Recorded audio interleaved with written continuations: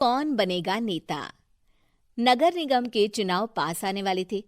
पूरे कानपुर शहर में टिकट को लेकर मारामारी शुरू थी, लेकिन सबसे ज्यादा चर्चा में वार्ड नंबर 40 की सीट थी। वो इसलिए क्योंकि इस बार वहां की सीट महिला के लिए आरक्षित थी। अब सवाल ये था कि चुनाव लड़ेगा कौन। इससे पहले ठाकुर साहब वहां से पार्षद थे और इस बार उन्होंने अपनी पत्नी सीमा ठाकुर को टिकट दिलवाई और ठाकुर साहब की शान के कारण सीमा जी ने 20,000 वोटों से चुनाव जीत लिया। अरे बधाई हो सीमा भाभी, अब तो आप वार्ड की पार्षद बन गई हैं।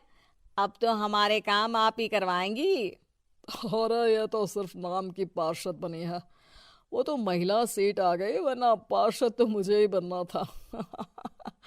अब भले ही चेहरा इसका होगा, लेकिन पावर तो मेरी ही होगी। अरे वाह भाई साहब, क्या दिमाग लगाया है आपने भी। आइए आप लोग, खाना लगा दिया है सबके लिए। सीमा जी पार्षद बन चुकी थीं, फिर भी उनकी एक ना चलती।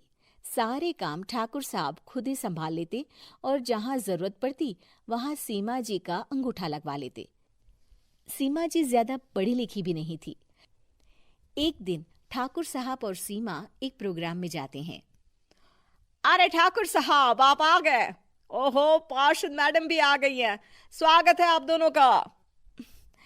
लगता है हमारे पार्षद फंड का सही इस्तेमाल हो रहा है। चलिए अब उद्घाटन करते हैं। ये लीजिए ठाकुर साहब कैची, आप ही सबसे पहले प्रवेश कीजिए। सब लोग आगे निकल जाते हैं और सीमा जी पार्षद होने के बावजूद भी पीछे खड़ी रह जाती हैं। वो देखती हैं कि वेलकम बोर्ड पर उनका नाम है, लेकिन महिला होने के कारण कोई उनका सम्मान नहीं कर रहा।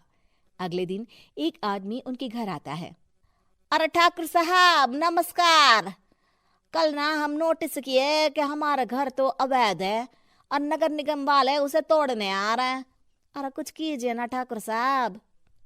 देखो भाई, मैं तो ज्यादा कुछ कर नहीं सकता, पर अगर तुम सबकी जेब गर्म कर दो तो कुछ हो सकता है। कुल मिलाकर 4 लाख लगेंगे। अरे 4 लाख ठाकुर साहब? अरे भाई, मैं अपने लिए नहीं मांग रहा हूँ। दरोगा है, इंजीनियर बाबू है, बड़े साहब है, सबको देना पड़ता है ना थोड़ा थोड़ा। बोलो है मंजूर?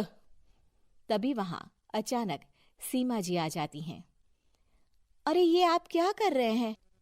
पहले इन्हीं लोगों से तो आपने वोट मांगे, अब इनसे ही पैसे ले रहे हो।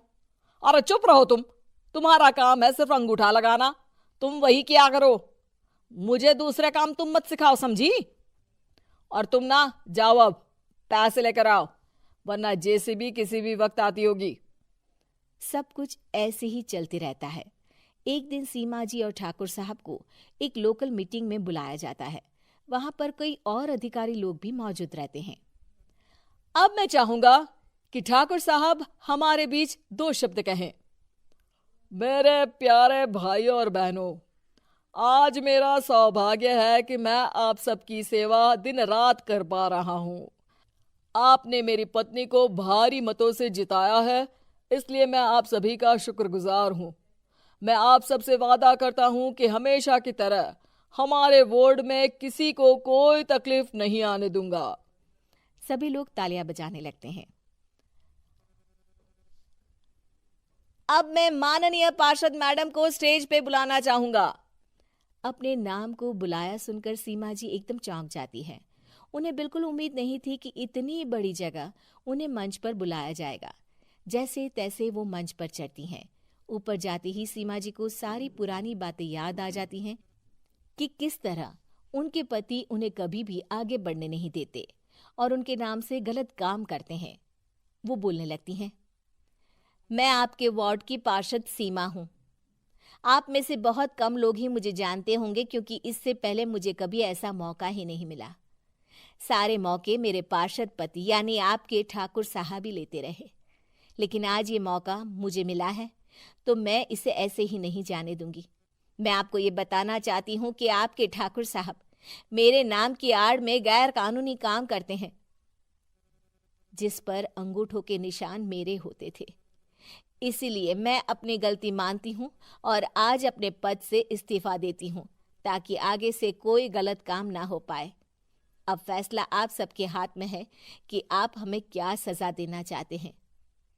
सीमा जी की बातें सुनकर ठाकुर साहब के चेहरे का रंग उड़ जाता है और वो शर्म से मुंह नीचा करके वहां से चले जाते हैं और पद से इस्तीफा देकर ही सही सीमा जी अपने आप में आत्मविश्वास महसूस करती हैं।